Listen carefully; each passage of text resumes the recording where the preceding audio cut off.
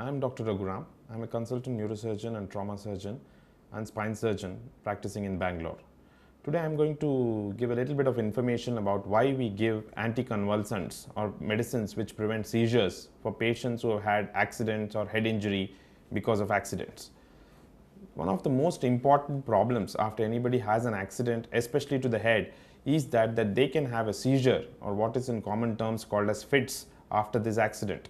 So we need to be very careful when we see these patients on the road, and if they are having a seizure, we should make sure that people don't crowd around them and they should not have any secondary injuries. That means we should make the place clearer so that they don't hurt their legs or hands. Sometimes they can even bite their tongue when the seizure happens after an accident. So we need to make sure that they don't injure their tongue and insert some soft object between the teeth and the tongue. This information is very important because many patients can have life-threatening problems if the tongue falls back onto the lungs area or the trachea, which is called the passage which helps us in breathing, and that can cause even difficulty in breathing, leading to even cardiac arrest.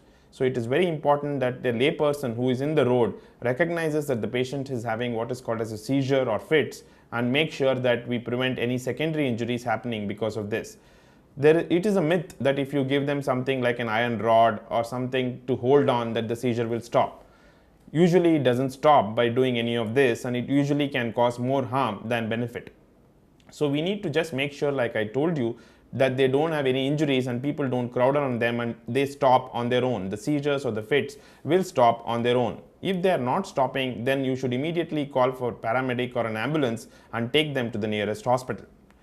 When do we start these anticonvulsants? Even the patient might not have had a seizure but reaches the hospital, and when we do a CT scan, we find that this patient has a primary brain injury. The primary brain injury can be in the form of a bleeding which is on the top of the brain or a bleeding into the brain. In both these conditions, it is recommended that these patients are started on medicines which prevent seizures. What are seizures? Seizures are basically an increased electrical activity in the brain which suddenly causes severe movement of both the legs and the hands. That's the commonest type of seizure that we see after a person suffers head injury. So we need to prevent this from happening when we know that this patient is prone for having a seizure. That is, patients with head injury with bleeding in the brain, we know that they can have this seizure. So we do start them on these medications, and these medications are usually very safe and are very well tolerated by the patient. The important thing that the patient should understand and the family members should understand is that when the patients are on these medications, they usually should not be left alone to drive, should not be left alone in a swimming pool, and should not be left alone in high-rise buildings and things like that. Because in case they have a seizure and there is no immediate help, then it can cause problem. Another important thing that many people or patients don't realize is not to stop these medicines unless the doctor specifically tells them to do. So that is another important thing, that these medicines have to be continued at least for a minimum period of duration which the doctor would suggest to them. So please do not stop these medications unless your doctor specifically tells you to do so. Usually the doctor will not immediately stop it. They usually lower the dose over a period of 2 to 3 months and then stop it. So that is another important thing that the patients have to realize. Are there any side effects because of these medicines? Usually there are very few side effects. So when you get a prescription for the anticonvulsant or the anti-seizure medication from the doctors, you can always check with them as to what symptoms they should look for. Some of them usually produce mild symptoms like giddiness or gum hypertrophy and things like that, which can be handled. So when you discuss it with the doctor, the things become much easier.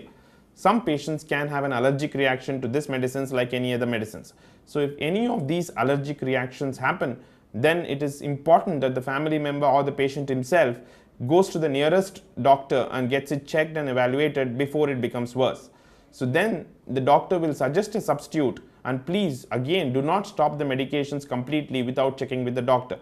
Because in case they stop the medicine and they have a seizure, then even though they would have had a reaction, the symptoms and the problems can get worse. So please go to the doctor. If he feels that the side effect or the skin allergy is because of the medicine, he would suggest a substitute and then only stop the original medicine. Sometimes the allergic reaction can be very severe, so please keep a close watch at least in the first few months when you are starting these medications. How long do we continue this medicine? That is another common question that many of the patients ask.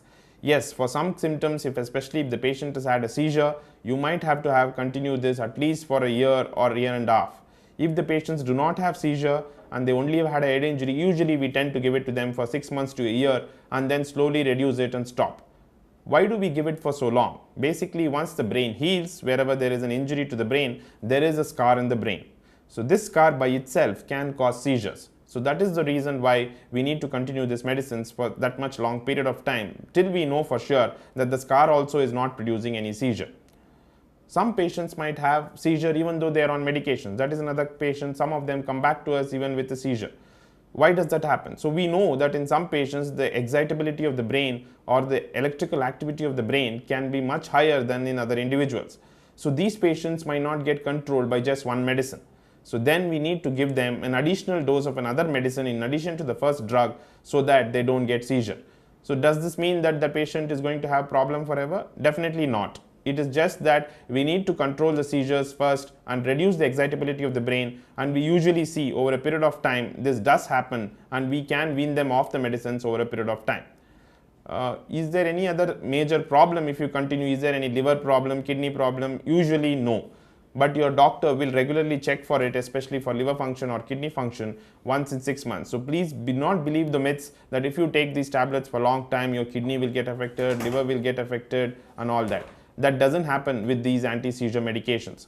So that is another important myth that we need to rule. And once if you take the medication, it is lifelong, you are called an epileptic. I think all that is a myth. It is not like that. Epilepsy is something that can be treated and in many times cured. You just have to take the medicines appropriately for an appropriate duration of time.